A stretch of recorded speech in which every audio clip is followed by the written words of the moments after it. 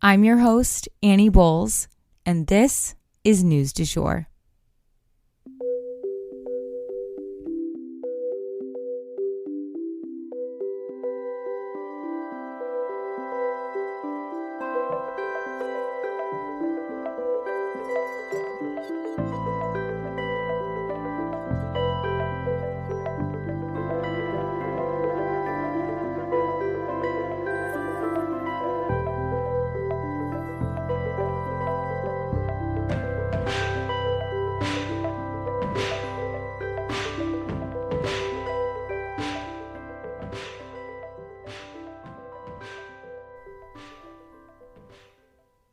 Hey everyone, happy Monday and welcome back to the News du Jour.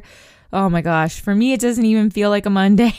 I worked late into the night on Friday and worked pretty much all day Sunday, so I am exhausted. But with that said, I have a ton of news stories to go over today, including an update from the midterms and where things stand right now. So without further ado, let's go ahead and jump in. First up, Hurricane Nicole. So hurricanes are rare in November, you guys. For those of us who are landlocked, just FYI, this is not hurricane season. Storms like this right now are just not normal. Well, potentially maybe they're the new normal. Several deaths have already been linked to this storm. Hurricane Nicole hit the peninsula of Florida on Thursday with the usual suspects: high winds, flooding, storm surge, and heavy rain. This storm included some erosion as well. It is expected that this storm may produce some spin-off tornadoes too, headed northward into the country. More than 300,000 households lost power in Hurricane Nicole, according to poweroutage.us. And about 100,000 of those households, however, have luckily had their power turned back on by the time that I am recording this. And it's likely even more than that by the time that you're hearing this. Major roads, though, have collapsed or been deemed impassable, and debris is absolutely everywhere.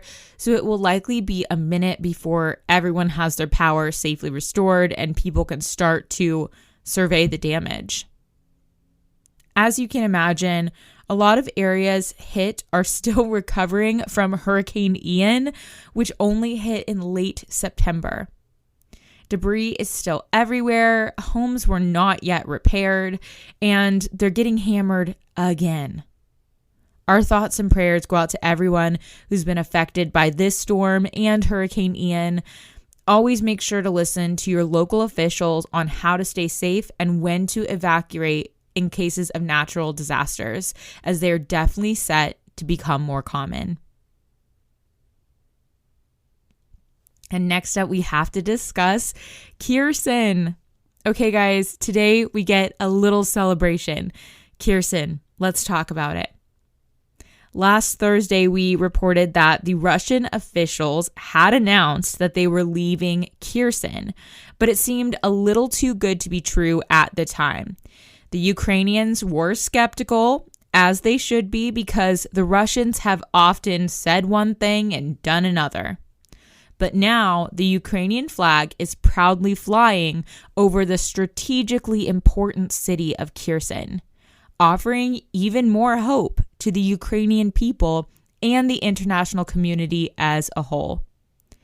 This is a huge slap in the face to Putin, who made this big statement just last month that a huge swath of Ukraine now belonged to Russia.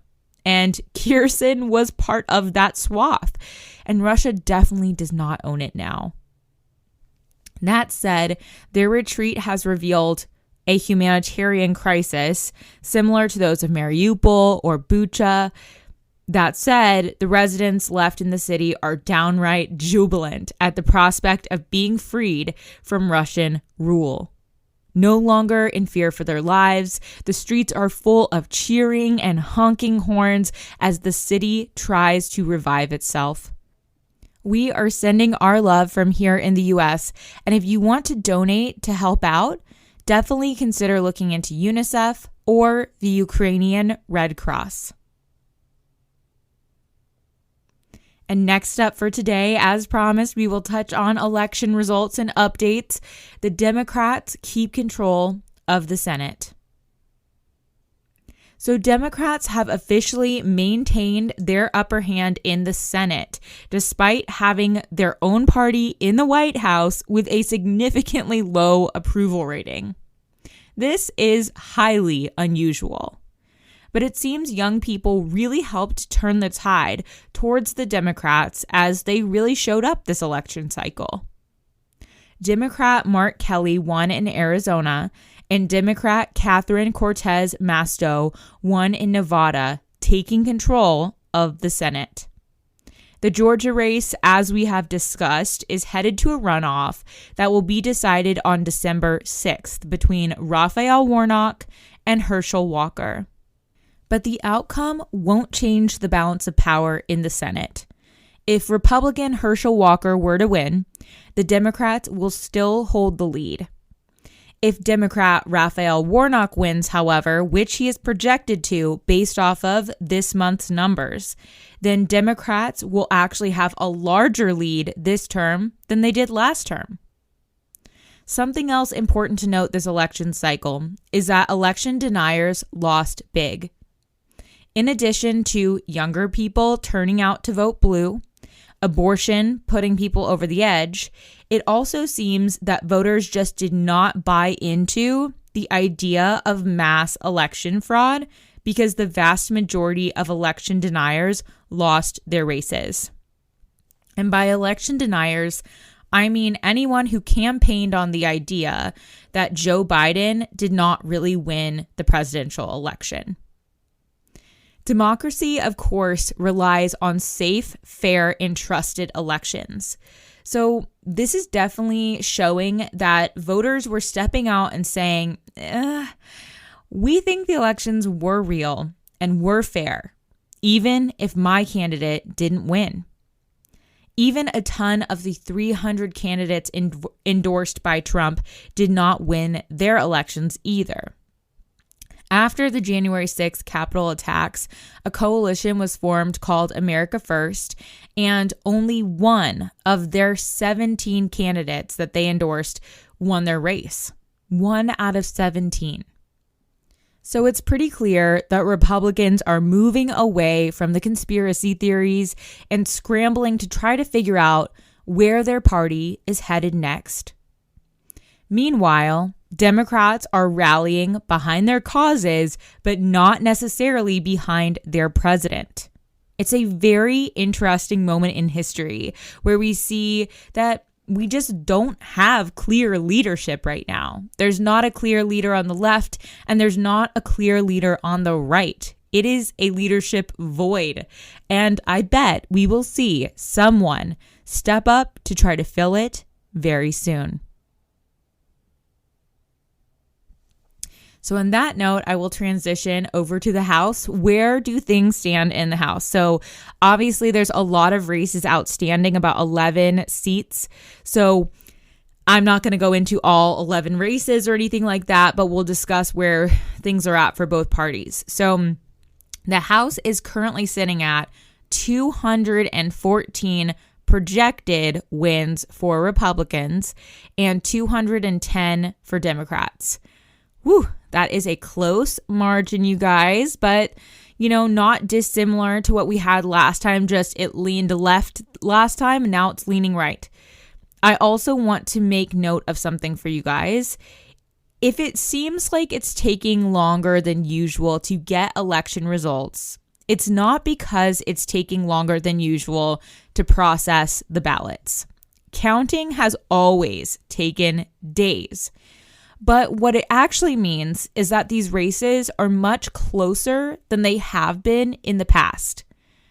Let me explain. You see, once someone gets a certain number of votes, it becomes impossible for the other person to have won. Make sense? So at that point, the election can be called for that person, even if they haven't counted every single vote. And that counting will happen, and it will go on for days afterwards just to confirm and be sure. Whereas now, these races are so very tight that in order to call them, they really do have to process most, if not all, of the ballots to make sure that they can definitively call one person the winner. I hope that clarifies things a little bit and makes sense. But that's why a lot of these races are still outstanding, and we will keep you guys posted as things progress. And last but not least, a judge shuts down Biden's student loan forgiveness plan. So Joe Biden's controversial student debt relief plan may not be happening, you guys. A judge has put it on pause, and they have had to stop taking applications. The program faced several legal challenges since its debut, but this one could potentially be the nail in its coffin. We've covered it before, but a lot of opponents of this bill feel that Americans should not be forced to pay for someone else's education, unless that is a privilege extended to everyone. Additionally, what is the long-term plan here? If this administration forgives some loans, but day after day people are taking out new student loans to cover their schooling, then are we just going to continue forgiving loans forever? That said, the program is extremely popular. Over 26 million applications have been filed asking for student loan forgiveness. So this is certainly an issue in our country and maybe worth taking a deeper look at. And that is the news du jour. Today, I wanted to leave you guys with the quote, "If someone tells you no, you're asking the wrong person." If you enjoyed this episode, please consider becoming a patron of our podcast. For $7.99 a month, you can unlock tons of perks like breaking news text messages so that you're never out of the loop. Tons of bonus episodes are already up there ready for you to binge, and a discussion board full of networking opportunities and much more. Go to www.patreon.com/sugarfreemedia today to become a patron. This is the best way to support our show. Our patrons make News du Jour possible. But a couple other ways to support our podcast are rate and review on whatever podcast platform you use to listen, share on your social media, you have influence, tell your friends, family, and colleagues that you love News du Jour and why you listen.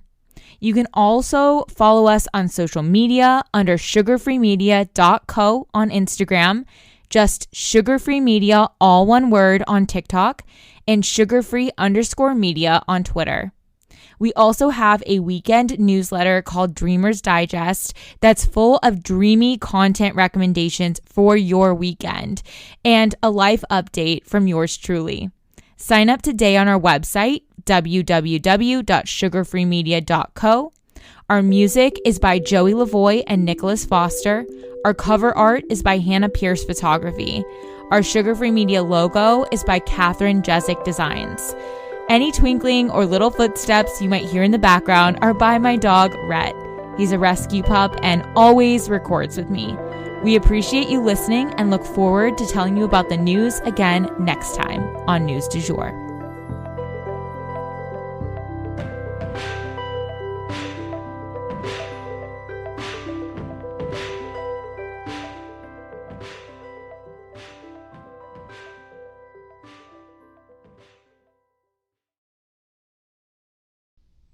Broadcasting from Oklahoma.